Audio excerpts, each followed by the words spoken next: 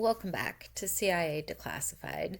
In 1967, the American university was a battlefield, but while the evening news showed students in the streets of Berkeley and Madison, a quieter war was being waged in the filing cabinets of the CIA's Office of Security. This is Project Resistance. Most people believe the CIA is strictly forbidden from spying on American soil. They cite the 1947 National Security Act. But by 1968, the agency had convinced itself that the American student was a foreign-inspired insurgent. Welcome to CIA Declassified. Today we're spending a little bit of time inside the declassified files of the CIA's Domestic Operations Division.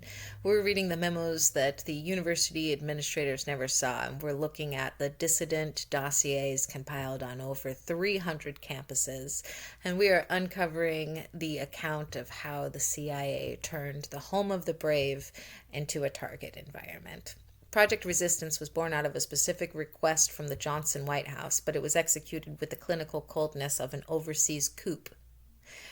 This is a quote from CIA document RDP 88011314R, the initial directive. Project Resistance, established December 1967, objective to provide a broad-based clandestine resource for the collection of information on radical student groups, their leadership, their funding, and their potential for disruption of agency recruitment, end quote. The legal cover for resistance was recruitment protection.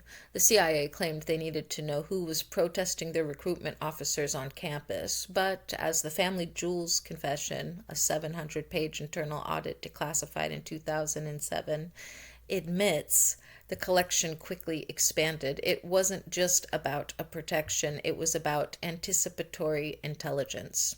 A quote from the Rockefeller Commission testimony in 1975. The program known as Resistance involved the creation of files on thousands of American students. These individuals were not suspected of crimes, they were suspected of beliefs, end quote. For the next few minutes, we're going to read the verbatim infiltration protocols. Fact, the CIA recruited campus security directors, many of whom were retired FBI or military police, to act as confidential informants. In the declassified memos, these men are referred to as the, quote, gatekeepers. By 1969, Project Resistance had moved from monitoring protests to building, quote, predictive behavioral models, end quote. This is a quote from a memo, Internal Security Support Staff.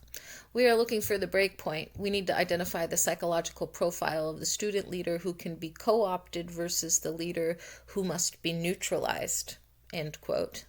We have the list. The CIA monitored the students for a Democratic Society, the Black Panthers, and even the Young Republicans in some instances. Let's look at the University of Michigan files. In 1968, the CIA's Domestic Operations Division maintained a clandestine relationship with the university's administration. They weren't just looking for radicals, they were looking for intellectual vulnerabilities. A quote from a declassified case file, Subject Student Alpha. Subject demonstrates high verbal intelligence but low social stability. Recommend the application of stress indicators. Monitor subject's academic standing for potential leverages, end quote. The agency utilized asset validation techniques, usually reserved for foreign spies on 20-year-old sophomores. They were looking for debt, drug use, or sexual deviancy to use as leverage for recruitment or silence.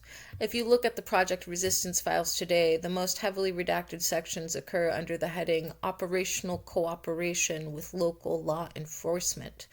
Speculation and analysis. The black ink, why is this blacked out? There are 3 nonfiction reasons why the CIA still refuses to show us these pages 50 years later. First, the identity of source exemption. This likely hides the names of university professors who were on the CIA payroll. If these names were released, it would shatter the reputation of some of the most prestigious academic departments in the country. Second, the methods exemption. We know from the Church Committee that the CIA used numerous entries, a polite term for burglary.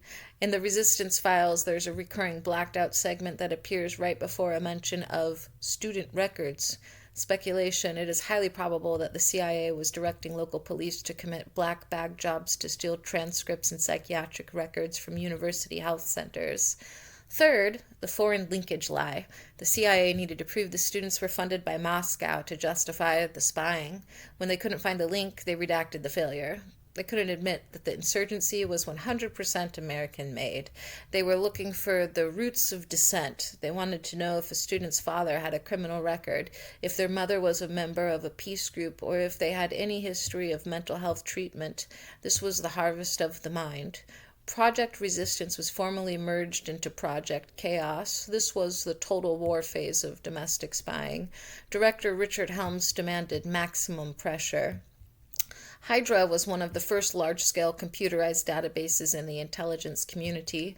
It wasn't just paper anymore, it was a digital dragnet. The CIA had become a domestic secret police. Project Resistance provided the intellectual mapping. They knew where the thinkers were, they knew who the speakers were, and they used the data to systematically dismantle the student movement of the 1960s. We have seen how they monitored the living. We have seen how they harvested the dead. We have seen how they mapped the minds of the youth. But what if I told you the CIA didn't just want to map the present? What if I told you they believed they could map the future? Next time on CIA Declassified, we're opening a document that defies the laws of physics. CIA RDP 96-00788R 001900760001-9. This is the Stargate Project, but we aren't talking about mind reading. We're talking about Project 8813 and remote viewing the future. In 1984, the CIA tasked a secret operative with viewing a specific set of coordinates on the planet Mars 1 million years in the past, and we have an episode totally dedicated to that. This isn't about that. This is a different remote session. We have found the declassified future logs. In these files, operatives were asked to view target sites in the 21st century. They were looking for the resonance of the future. Is it science? Is it fiction? Or is it one of the more bizarre nonfiction documents in the CIA's history? The coordinates are set, and the session is about to begin. Join us next time. In the meantime, I'll see you in the archives.